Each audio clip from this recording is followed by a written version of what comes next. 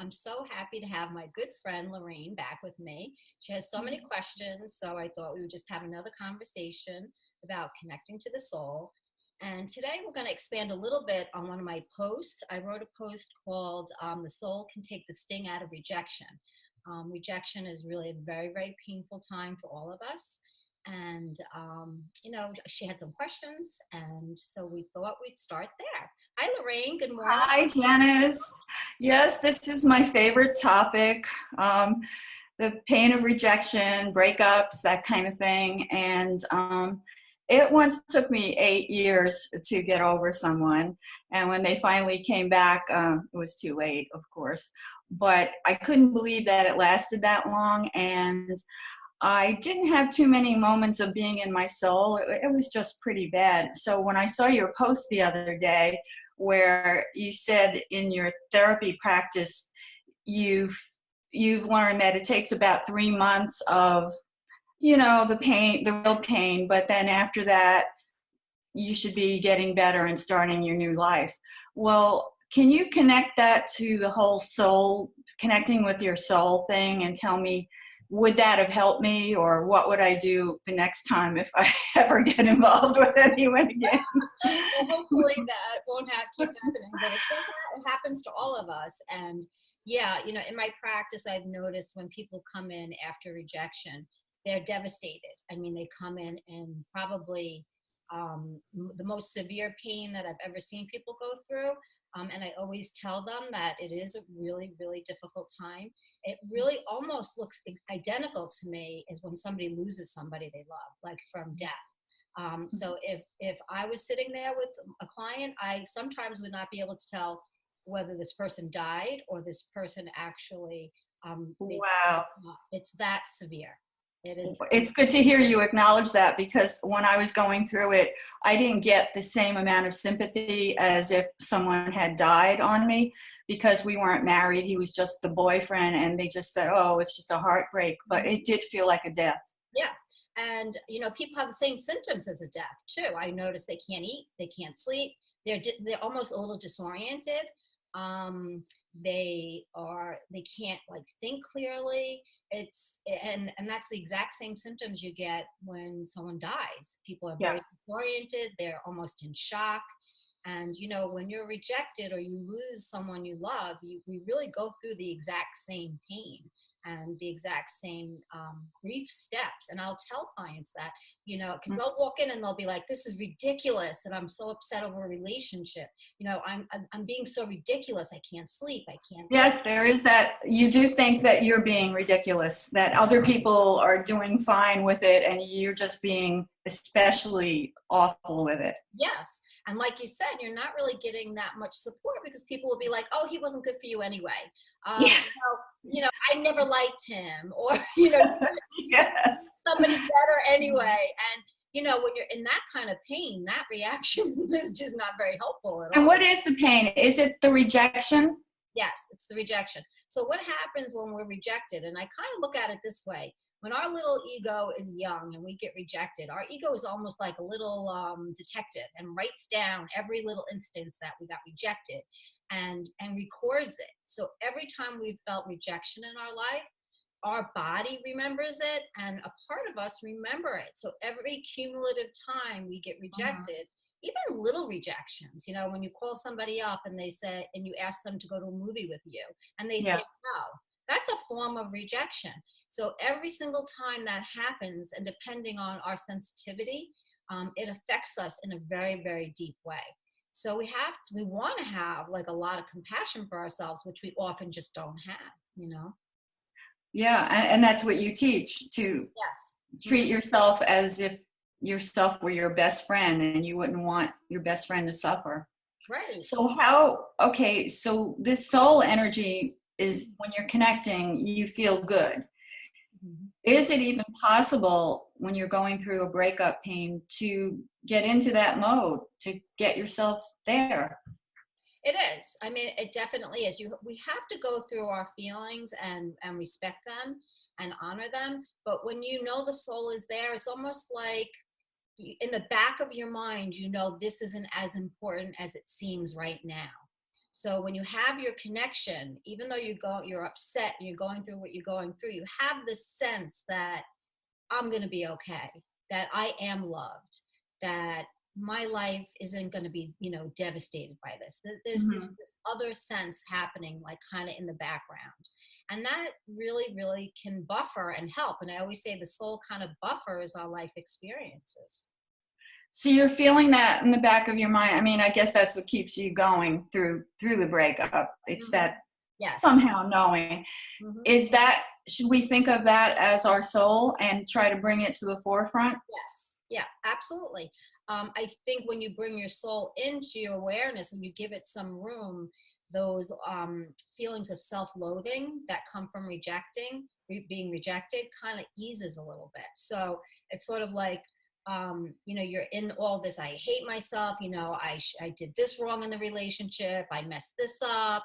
And if you suspend that just a little bit, the soul can kind of come in and help you look at that a little bit with a little bit better perspective. So the pain is there, but again, the pain just like a little bit more buffered. It's not as intense.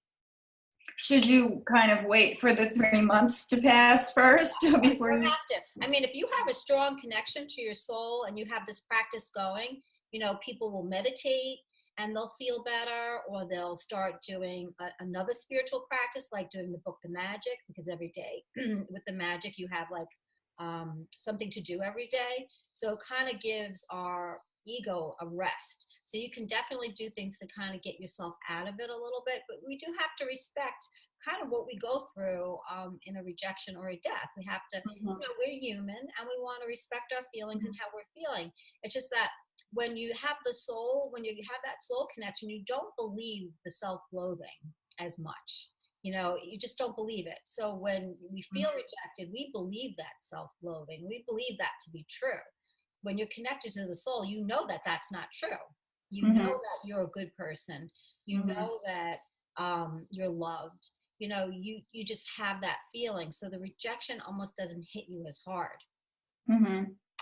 And connecting to the soul, does that help put the focus back on your life rather than your life with that person? Yeah, because it takes the pressure off of another person. If you're getting all your love and support from this energy, you really don't need it from another person. It's nice to have another person in your life. And, we get lonely. We want to have people in our lives. We want to share our Mhm. lives. But it's not like a necessity. Some people, I think, feel like they can't exist if they're not in a Mhm. relationship. And there's nothing wrong with feeling that way. It's just when you connect to this energy, it causes you to be very, very present and Mhm. very much enjoying your life, no matter where you are. So whether you're in a relationship or not, you're Mhm. enjoying each moment of your life. So nothing becomes so critical. Yeah. All right. So, is this what you tell your clients? Do you try to help them connect to their soul when they're going through a breakup? Yeah, I mean, I pretty much say to them what the soul says to me. So, a lot of people are, not familiar with this kind of connection, and I would never want to put that on somebody that isn't spiritual or doesn't believe in this. However, this what the soul says to me, I say to them. And so hopefully I'm giving them a little bit of a reminder because they have this energy within them. So as if when I'm saying what the soul would say to them, it feels a little bit familiar. And hopefully that energy will kind of, give it some room within them. But I Mhm. don't, come out and say, you need to connect to your soul energy. Unless they're a very spiritual person and they're working on that, then I would give more direction. But generally, when I'm sitting with somebody that's going through this type of pain, I ask my soul, how can you guide me to help this person? And at the level that this person is at, spiritually and emotionally and developmentally, how can I help them? And that's where my soul's so wise and comes in right at the level that they need to be.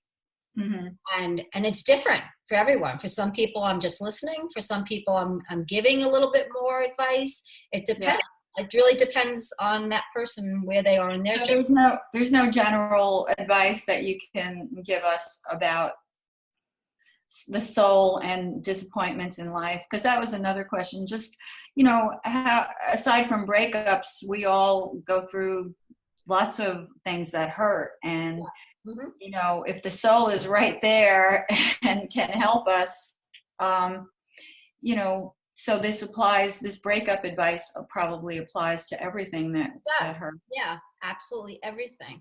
So if we know there's two energies that live within us, we have the ego energy and the soul energy. Mhm. I would always say choose the soul energy because that's loving and kind.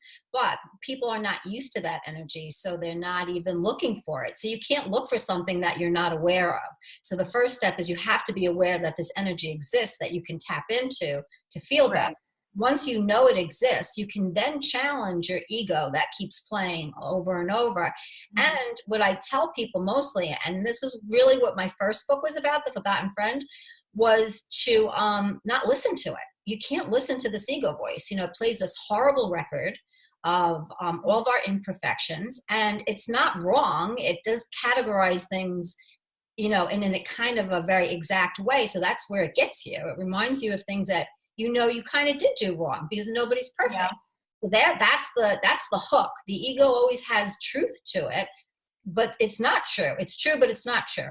So we have to be very careful with believing anything that the ego has to say. So Yeah. if you're in your ego and someone breaks up with you, you're going to believe what ego is saying. You're going to believe that you're no good, you're not pretty enough, you're not, you know, Mhm. you weren't a good enough girlfriend or a good enough wife, or somehow you're just not good enough, and you just kind of ferment in that wall of self-loathing. And it's a horrible, horrible place to be. And we all get there when we're rejected. We can't help Mhm. for that not to come up. It's just that when that comes up, we really have to challenge it and say, I'm just not going to believe it. Sorry, not believing this. And, you know, you kind of, sometimes you have to fake it till you make it a little bit and just say, I was just going to say that. You just have to keep repeating it you have till. to keep repeating it and say, you know what, this is that voice that everybody talks about. And this is the voice I am not going to listen to anymore, because really, even if it was true, it's not doing you any it's not doing you any good. It's just harming you. So That's true. if That's you're true. gonna, yeah, so we have to challenge it. And I've gotten very good at challenging it because it took me a while to kind of get out of my own ego voice. So I got to the point where, do I really want to think these things again? Is this really true about me? Would I ever Mhm. say this to anybody in my life? No. And Yeah. so I got very good at getting out of my ego. And I used many, many different things to get out of my ego. And once you get out of that voice that keeps talking to you over and over, you begin to be able to be much more anchored in your body and much more present. Mhm. And then you start to feel this different energy, you know, and then that's when everything changes. Would it also change the feeling that I really miss this person and I really liked being with him and I'm never going to going to have that You again? know what it does do? It gives you a different perspective. And the perspective is that we're all one and Mhm. we're all connected. And even though I can't share the same house with this person anymore, we are still connected in love, and that will never ever change. So you don't feel that loneliness feeling Mhm. anymore, and you don't feel this. You just don't feel that strong rejection anymore, because you know there's a knowing that we're all one, that you're no different than me and I'm no different than Mhm. you. And if we can stay with people, we can stay with them. And if we can't, we can't. I mean, some people's egos just get the best of them and make them Yeah. crazy. And Yeah. when people's egos get the best of them, me included at times, you know, I've been Mhm. difficult. When our egos are bad, who could live with us? You know, Yeah. Yeah. if your ego is not under control to some degree, who could live with you? You know, so it's very challenging for most people to stay in relationships if you have an out of control ego, because it's going to be the death of the relationship. Again, nobody's fault. It's not our fault, and the soul does not blame us for this, Mhm. but it is just kind of a fact of where we are in relationships right now. And that's why I think it's going to shift and start to change. As people tap into this energy more, they're going to realize, oh, I'm okay all on my own. I don't need anything, you know? Yeah. I'm okay in the relationship. I'm okay out of it. You're right, exactly. And, and maybe you can go into the next relationship not as giving yourself completely over to that person. Just hold on to yourself. Well, you know, in the soul energy, you can, because there's no risk of losing anything because you're one. so there's never a risk of anything. Mhm. And you don't lose yourself because there's no need to manipulate somebody in a relationship to get what you need anymore, because you have what you need. Does that make sense? Yeah, it's just so ego related. It's so ego based. And who talks a lot about special relationships is in A Course in Miracles. That there's been a few spiritual practices in my life that really, really hit home with me. And A Course in Miracles was one of them. And it talked all about, they called it the special relationships. And that's what I'm calling like ego relationships. And they talk about how it's never the home of love. It's the home of this horrible, out of control ego. And that really hit me. I was like, wow, that is just so true. But when I was doing A Course in Miracles, I was still in the beginning of my spiritual journey. So I couldn't understand like how to get out of it and stay out of it. And then if I did get out of it and I would go back into it, I would be even more angry at myself. It's like, so I can't even master this spiritual relationship. I'm just awful, not realizing that it goes in increments and steps. So it's okay. You shouldn't beat yourself up if you fall back out of it. No, no. And that's something, just over the last few years I've learned. I used to be very hard on myself as a spiritual person and someone very connected to her soul, that when I would go in my ego, I'd be like, well, what the heck? I'm no better off. Yeah. Right? So what I wasn't realizing is that I wasn't staying in my soul energy for a long enough time each day. I would go in, for a little bit, and then I'd pop back out. So if I'm staying in my ego energy most of the day, I'm just not going to be feeling so good. So I got to a point where I was staying in my soul energy for most of the day. And then it got to a point where I didn't need to stay in it as much. And now I've come back into the ego energy with the awareness of the soul. So, you go through many different stages when you connect with your soul. And so what I now feel is that the sense of going in and out from ego to soul is fine. And I have a deep appreciation now for the ego. And I have a deep appreciation for my experiences, because I no longer take them personally. It's like, wow, look at everything that I went through, and I can honor that, but I don't believe it. And I don't believe the harshness or the things that I used to come away with from. So, I was divorced, and I used to feel very bad about that. I don't feel that anymore. I feel like that was an experience I was meant to have. It taught me many, many lessons, but I could say that to myself, but I wasn't really believing it. Now I believe it, and now I can see. So now I go into my ego energy, and I can enjoy that, and then I can go into my soul energy and enjoy that. And that's a really fantastic place to be. And that's what I wrote a post this morning about that, because it's a wonderful realization that you don't have to beat yourself up when you are in your ego and you are in your It sounds like a good balance. It's a balance. Yeah. Yep. The stage that I'm at is I spend about 2 days sulking in my ego energy, but I get through it because I know that it's going to pass. Like, this too shall pass. It does. And then you go back into that soul energy. Yeah, exactly. And you do different things to help you out. Like, like what? Miracles was a spiritual practice that helped me get out of my ego, because there was What was? The Course in Miracles was one. Oh, okay. Abraham Hicks was another. The Law of Attraction, because basically, so Esther Hicks, who channels spirits that kind of give her this really amazing wisdom. So it basically keeps you in a very positive mindset. So when I started doing that, I was having a bulk of time outside of my ego, because I was listening to a lot of her tapes and her quotes. So that kept me out of my ego. But the problem again became when I wasn't listening and I was back in my ego, it felt stronger than ever. So I kept, so I kept feeling like I was failing somehow. When my soul was giving me an opportunity to see the difference between being in the ego and being in the soul energy. So you can use anything to get into the soul energy that makes you feel good. Listening to Eckhart Tolle on YouTube can get you into that soul energy. Anything that gets you out of your ego is getting you into your soul energy and helps you to come into presence. And that is really very, very helpful. It's a helpful distinction. between your ego and your soul, because you really do feel like you are your ego and you're not. Mm-hmm. You're not your ego. Well, I compare my ego to, well, reality, because my ego is always saying, but this is reality. This Yeah. person is with another person now, didn't really want you anymore, and isn't coming back. And I'm like, yeah, you're right. That is the reality. That is the reality. Yeah, it is. It's just when the soul comes in, the soul's so loving and kind and would say, you know what? It's just his ego that took him away from you. You know, you are connected and he'll always be with you on some level. But his ego looked at you and saw himself and wanted to split off from that. You know, and that's rejection. Rejection is seeing yourself in the other person and saying, no way, I've had enough of me. You know, I don't want to be with me anymore because you're, you know, you are reflecting me. Oh, so he wanted to see something else. Yes.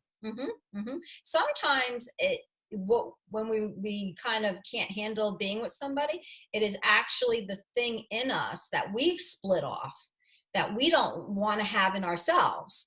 And sometimes it is just being with somebody that their egos are so out of control. It's abusive. Yeah. You cannot stay in it. So it could be a few reasons why you can't stay with somebody, but they're all very, very valid reasons.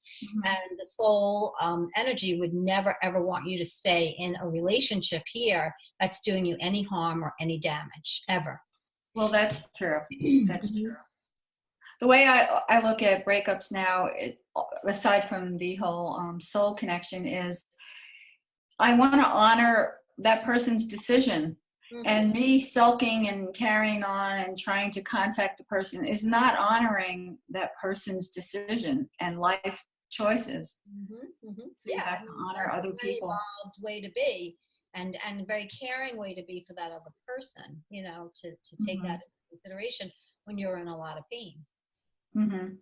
But you do equate it, though, to the pain of losing someone to death. Yes. So that I found that so interesting in your post, because I would have liked to get that kind of sympathy or you know, somebody to understand that. But when people go through divorces too, it is like a death, and people are devastated and they don't get the same support as when someone does die. And we need that support. So so a lot of this is an awareness. When you have a friend that just broke up with someone, know that they're in their worst moments with their ego, and they're saying probably the worst things they've ever said to themselves. And, you know, to really try to just be aware of that and help them through it, you know, which is just being there, no real advice, just being there for somebody, you know, is the best way to do it. You mentioned to stay in the soul more often, you know, watch Eckhart Tolle on YouTube, and, you know, the videos or whatever, or read. That, should we do that as much as possible? You know, definitely. I mean, I still will listen to him or Abraham Hicks, or I'll open up A Course in Miracles, and really that it just helps me to get right into my soul energy very, very quickly. I mean, I can get into my soul energy just by kind of thinking about it, so it's easier. But there's something about, you know, listening or reading that kind of wisdom that just really inspires you and opens it up really quickly. It's like it's a helper. Yeah, it really is. Yeah. And it makes so much sense, and it's validating. So when I listen to Eckhart Tolle and he talks about presence, he calls it presence. And so I call it soul. I mean, it really doesn't matter what you want to label it. When I listen to him, it's validating to me, because what he talks about is what I feel and what I've come to understood. So it's it almost like gives me that validation that I need to talk about it, because it's new stuff. And you know, I'm a therapist, so it's kind of a little bit out there stuff. So when you hear other people talking about it, it's like, oh, okay, good. So I'm not crazy. Right. It's validation. I'm not crazy, and this is real. And what I'm feeling and what I have been feeling for the past 10 years is very real, and it's very, very significant. And it's a huge, huge change for us.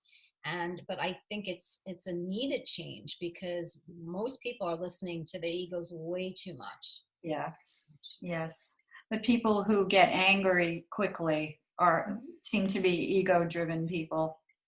Yeah, Like, you're agitated, you're angry, you're depressed, you're anxious. That's the feelings that the ego will kind of, stir up in us. So when mhm. you're listening more to the soul, you settle down, you hang out with your pets more often, you know, Yeah, you relax, you hang out you with your settle down and you live it like settle Eckhart down. Tolle says, you live in the now. Live in the now. And really, Yeah. I say that too, is that your soul energy is in the now. You can't feel your soul if you're in your thoughts. It's just not going to Mhm. happen. So the only way to feel your soul is to like get out of your thoughts and to be back in your body, and Mhm. to really try to connect and feel that energy. And in time you will, you'll just all of a sudden, it's a miraculous thing how all of a sudden every moment can feel so good, and then every moment Mhm. starts to feel loving, and then you just keep getting more and more information, about different things. Well, that's a good point, to be aware of all the good things that are happening. Just Yeah. as much as the ego is pointing out the bad things, the Mhm. soul can point out everything that's good. Yes. Yeah. That's happening in the now. It's like right now I'm warm, I have food in my house, everything is fine right in the moment. Right. Really have nothing to worry about in the moment, but it's very hard for us to stay in the moment. We have things that we think about, and that's where the soul settles you down, because the soul will keep saying, everything's fine. You're fine. You don't have to worry about this. I got it. I wasn't able to get out of my thoughts until I felt like somebody was kind of guiding me and helping me and taking care of me, because I Right. felt I had to think about everything. I had to be in control, and I couldn't let that go. So there was no way I was going to get that record to stop playing until my soul kind of came in and said, "No, we got it. We got you. We got you back. You're Yeah. covered." You know. And thinking about the past doesn't help anything. Having anxiety and worry, it doesn't help anything.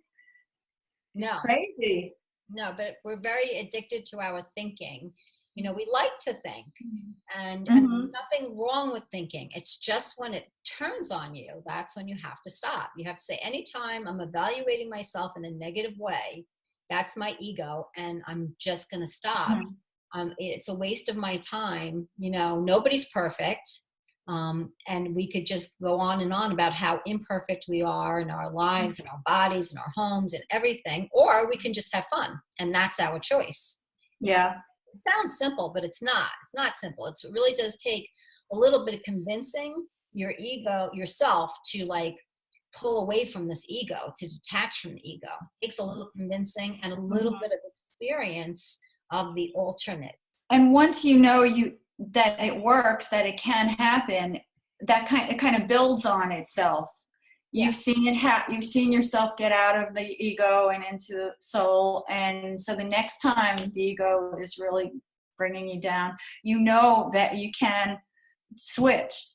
You Hmm. see, the more you see that happen, the easier it gets. It's like learning any skill, like roller skating or ice skating. Well, I stayed on the ice for 10 minutes last time, it can happen.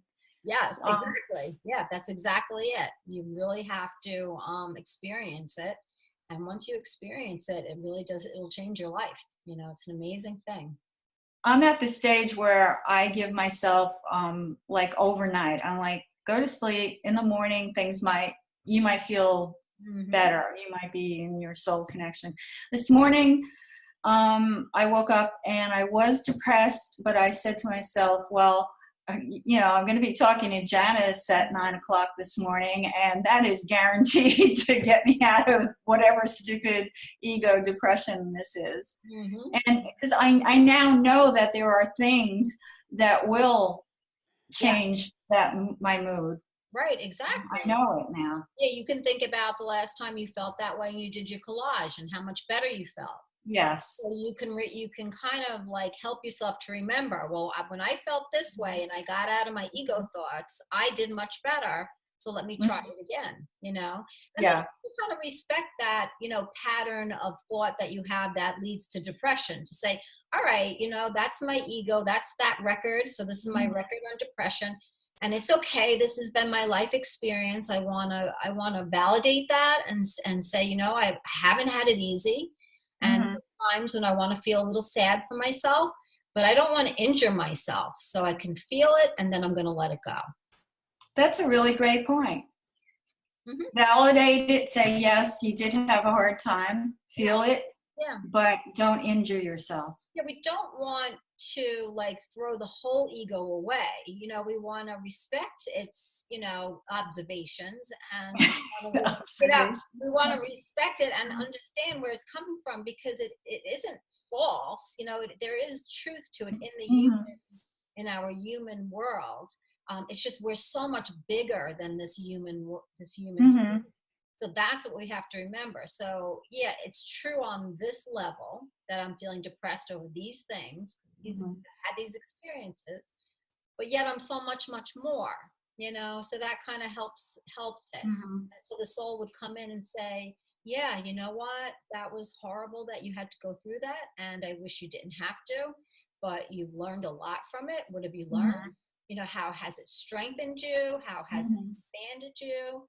And look at you now, you know, selling, you know, photos online and starting this whole Mhm. new business for yourself, you know?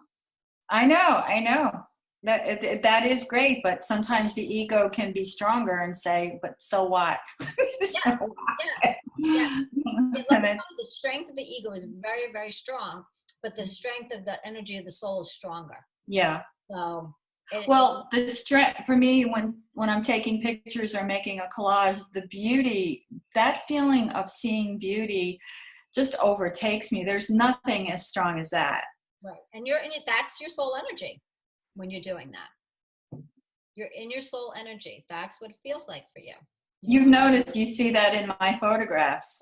Yes, your photographs are beautiful and they capture in each photograph there's something in it that like brings my eye to it, you know, and so there's always something in each picture that you take that has a little bit of your soul in it. It just is Mhm. I just can kind of see it in the pictures. It's really fascinating. Mhm. So yeah, that is your when you're doing that, you're not criticizing yourself, you know, you're just in the moment taking Yeah. those pictures, and that's being in your soul energy. So, you know, I And always say, time passes. I have no idea that I've spent 3 hours out taking pictures. No idea. exactly. You know, and I do the same thing when I'm doing posts, I'm writing, or I'm talking to people. Like, you know, it just goes by like a second. Yesterday, so 8 clients in a row, and I just sat in my soul energy, and I felt like maybe I was there for 5 minutes. I mean, Eight. it's mhm, Oh, yeah, so you were definitely in your soul energy. yeah, yeah. And it's amazing though how when you're in that kind of energy, you know, nothing is stressful. It's just you just go from one thing to the next thing. It's a beautiful pace because you're no longer evaluating every move you're making. You know, you're just Mhm. letting yourself be you, and Mhm. you're just waiting to hear, you know, some insight or just, you know, really listening. And really Mhm. has changed my practice tremendously. You know. Yeah, because if you're in your ego is going to criticize every move. Yeah, and your ego starts to criticize other people, you know, which is the last thing that when you're a therapist that you want to sneak out, you know. So I'm training my new therapists that work under me. I'm always saying to them, you know what, you got to start with basic listening skills because your ego is going to want to tell people what to do. Like that's what we like to do. And when you have a title of therapist, you almost have a license to tell people what to do. Yeah, you do. People come to you to, you know, to say, well, tell me What can I do? right. And So nobody really wants to be told what to do, though. no. People want to work it out for themselves, you know? So that's what you're telling the interns to. Yes, yeah, they have to develop the foundation of listening. Because when they do that, when they do reflective listening, which is Mhm. when a client talks, you paraphrase back what they're saying. It keeps you so busy that you don't have time to let your ego take over. Mhm. And in those moments, you really are more sitting in more of your soul energy. Now they don't know that, but that's what's happening. You know, many therapists are very intuitive and very connected to their, Yeah. you know. And for the client, they're being heard, which is really what they needed. Yeah, I mean, people can figure things out for themselves for the most part. I do feel like, you know, if they don't hit into this energy, they'll get a little stuck. So that's why Mhm. it's important for therapists to really connect to the soul energy to help people, you know, move out of that ego by telling them, well, that's just not true about you. You know, that's the only directive thing that I'll say to people, because my soul will kind of guide me to say, oh boy, you know, that's so not true about you. You are a beautiful person. And, you know, that's not what people are saying to themselves. Mm-hmm. I like to, my ego likes to say, you were stuck in it for 8 years of, you know, in the pain of the breakup, but it's not true. There were moments in those 8 years where I was a valuable person. Yeah. And your soul would say, you know, that was 8 years of incredible learning and growing, and Mm-hmm. you know, take all the good that came from that, and every life experience you have, whether it's good or bad, is extremely valuable, because it grows our soul. Whether it's a good experience or a bad experience, it grows our soul in the exact same proportion. So we think we have the judgment based on experiences, but the soul doesn't. Soul sees our entire experience here as being us growing, because we Mm-hmm. can't help but grow, and we do grow through from pain, but we also grow from happy things too. So it's equal. It's not, you know, some Yeah. people will say, well, painful experiences you grow more. If that's not really true, that's not really what the soul tells me. The Yeah. soul tells me that you grow equally from both, but we need both to grow. You have to have Definitely. the yin and the yang to kind of grow a little bit, you know. When I look back at all my relationships, I do think about the things that I learned from being with them, like what kind of music they liked. That introduced me to, like, one boyfriend, it was the blues. I didn't even know what the blues was, and then I started liking it. Another boyfriend had a photography shop. Just one was a fisherman. Went out on his boat. So there, I can look back at all the relationships and see what was happy about it and how I grew from the happiness part of it. Right, right. And the pain, you know, so Okay. you grow from both, you know, you really Yeah. grow from both. And, you know, so when we see both experiences as valuable, we don't have to be so afraid of the good or bad experiences. You know, because Hmm. some people are just as afraid of good experiences as they are bad experiences. I'll have a lot of clients say, all these great things are happening to me. Now I'm petrified because something bad is going to happen. Oh, that's very common. Yes, it's very. Very. Well, because it's true, you know, in life, we have good and bad. So what I tell my clients a lot is, you're right, that is true. We're going to have a handful of good experiences, and we're going to have a handful of bad experiences. And here, we can't be in denial of that. You know, it's true. However, you know, when you have the soul to buffer it, no matter what you go through, you can ask your soul to help you. You know, so if you're scared, or you know, you have a health issue, you can ask the soul to sit with you and stay with you, so that you're never ever going through any of those things alone. I mean, what we have to face in life is not easy. You know, we come here knowing we have a short period of time, and we know that we're leaving, and how we leave, you know, is really kind of up in the air. We don't know that. So we need a lot of support and help as we go through each life stage, you know? Yes, that's why I try to be kind to people, because I know we're all in the same boat. Yeah, we're all in the same boat. We're all heading the same way. And, you know, we're here for very particular reasons. And we want to trust that, that we're doing exactly what we're meant to be doing. And we are. No matter where you are, that's Yeah, exactly where you're meant to be, you know? that's a good point. I also like what you said about the soul can buffer the pain. Yes. Hmm. Yeah, because if you're, you know, I mean, say you're in the hospital, you have some health issue. You know, people have to work. People have their lives. They can't be with you 24 hours a day, 7 days a week. But your soul is, and your soul energy is. Mhm. You know, people in spirit and angels and guides and anything that you believe is always all around you. You're never, ever, ever left alone. And the Mhm. more you can connect to that support system, the easier it is facing some of these challenges, you know. And then it also, the easier it is for us to know that our loved ones, even if they were alone at their time of death, that they were Mhm. never alone. You know, No, nobody's no, ever left alone. no. That's a good point. We can talk about that in another that's going to be my question for next time. The spirits around us, how we should be able to try to tune into that help, the angelic help. Yes, The great. spirit That sounds great. Yeah, we should be help. wrapping this up, right? But as always, me and you could just go on for hours. Okay. Forever. Well, thanks so much, Loraine, and Thank you. look forward to another chat with you soon. Okay. Okay. Thank you, Janice. All right. Take care. Have a great day. You too. Bye. Bye.